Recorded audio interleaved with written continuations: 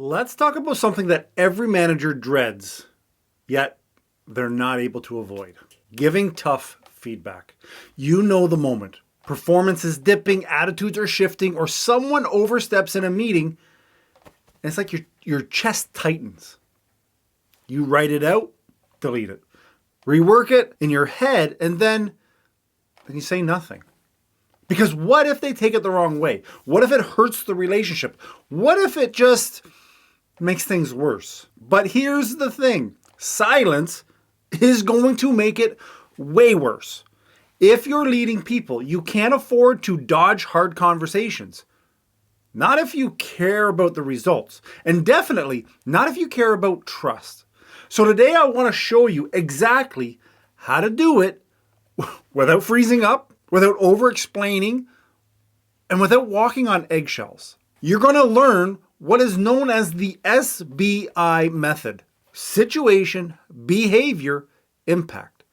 It's a dead simple framework that helps you speak clearly without sounding harsh. I'll walk you through a real story from when I managed terminal operations at the airport where a briefing went, let's just say it went sideways in front of senior executives. And I want to share how I gave feedback in a way that ended up building trust instead of breaking it. And if you're the type of manager who freezes in the moment, don't worry. I've got something for you.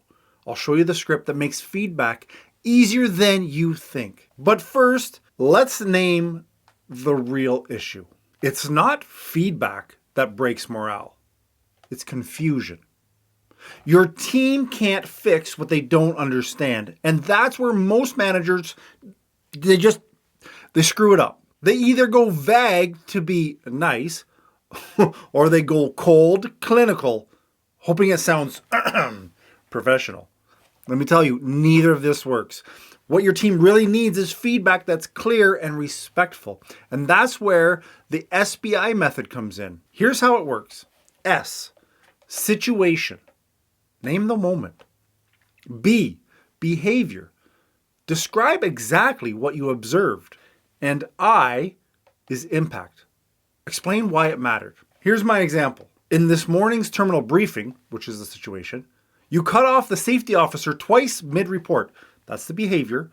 And it created confusion and slowed down the conversation. There's the impact. It's no character judgment. There's no assumptions. It's just clean, factual, and it's human. But theory is one thing. Leadership gets real when it's messy. Let me take you behind the scenes. A few years ago, I'm leading a team in what I believe was a high-stakes terminal operations briefing. Senior airport executives in the room. High pressure. Everything needed to be sharp. I brought one of my best supervisors to help me, to co-lead. They're smart, dependable, usually rock solid. But this time, she changed the staffing forecast in front of the execs. She corrected a resource number that had already been vetted and signed off. You could feel the tension in the room. After the meeting, to say I was angry, understatement. But it was not just about the moment, but about what it could cost. Because moments like that shake confidence, our own and those who are listening. So I had a choice. React fast or respond well. What I wanted to do was fire off a message. What happened in there? We weren't aligned and it showed. Thankfully, I didn't. I waited 24 hours. I cooled down. And then I used the SBI method. I pulled her aside and I said, in yesterday's briefing, the situation, when you corrected the numbers and changed the timeline mid-meeting, that's the behavior, it really created some confusion for the executive team and it made it harder for us to present a united front. That's the impact. Then I chose to add, you're one of the most thoughtful leaders on the team. I value your insight and your pushback. So let's make sure that we have these types of conversations before we walk into a room next time so that we stay aligned. That's it. She didn't get defensive. She didn't shut down. She actually said, thanks, I needed to hear that. I mean, I'm paraphrasing what she said, but that's the gist of it. Question is, why did it work? It worked because it wasn't an attack. It was information. It wasn't about her character. It was about what happened and how we needed to move forward. Now, if you've ever found yourself thinking, I don't know what to say without making things weird, or I don't want to come off too harsh, you're not alone. You're not the first one. That hesitation is normal, especially for new managers.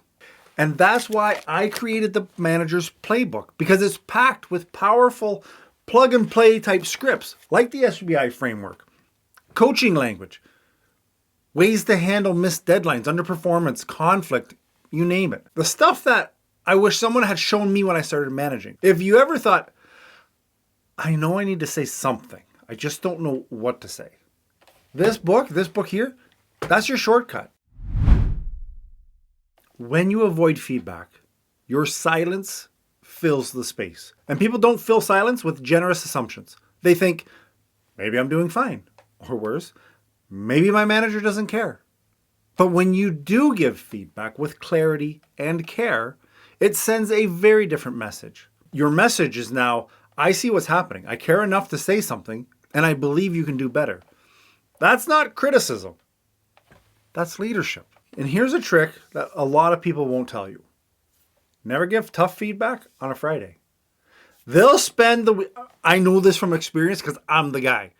I'll spend the weekend spiraling. So instead, do it midweek, late morning, and always follow up within 24 hours, because trust doesn't get built in that first conversation. It gets built in the second one.